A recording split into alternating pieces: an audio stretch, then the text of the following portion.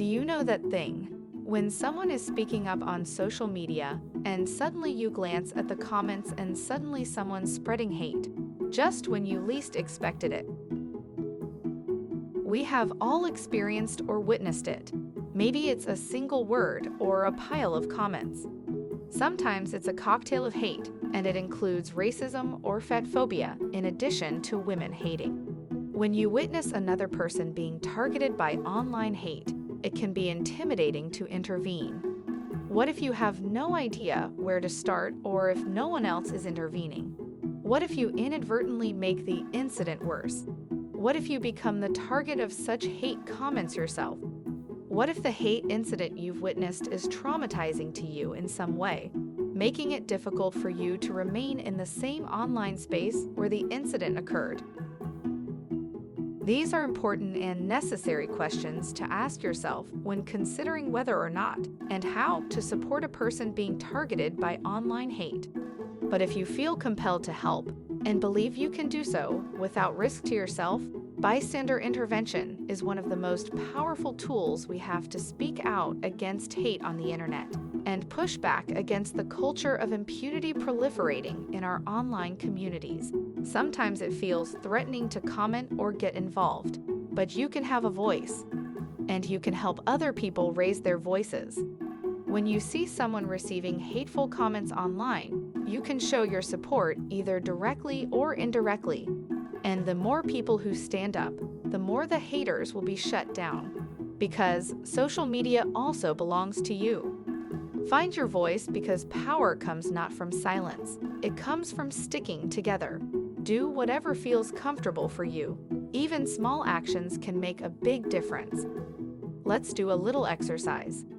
Here are a few boxes describing actions you can do when such situations are happening. Please read the boxes and try to take a careful look at the tips we have listed. Then, divide them into those that indicate direct action and those that indicate indirect action.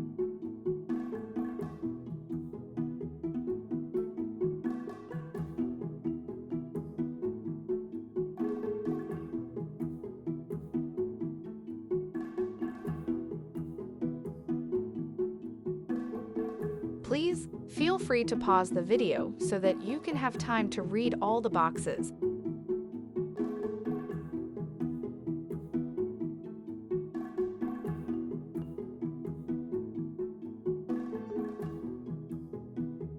Now let's see together whether an action is indirect or direct. Please take a moment to compare your answers with the solution.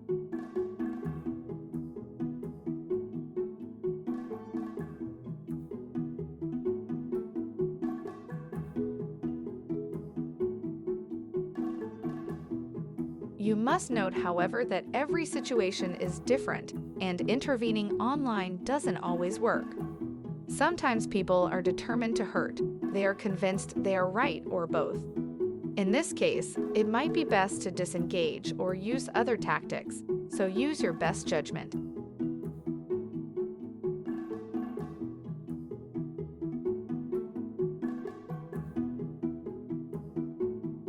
If you choose to engage, here are some tips for getting positive results.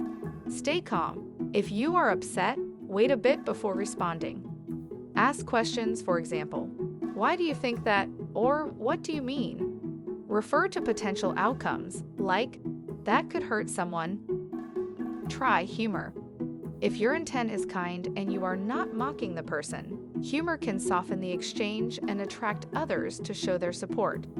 Counter with images that are silly, clever, or funny, not hurtful, to de-escalate. Label a comment, not the person, saying, for example, "That word comes from a racist stereotype." Show empathy and connection with the target. Start a supportive hashtag like #LoveForMyCurves. Now let's see if you can guess which are the don'ts when you try to intervene online. You have few seconds to fill in the blanks.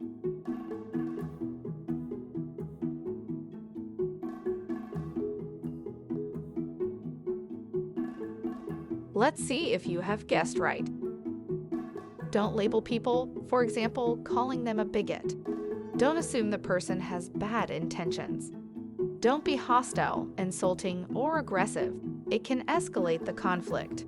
Don't talk down to the person. It can shut down communication.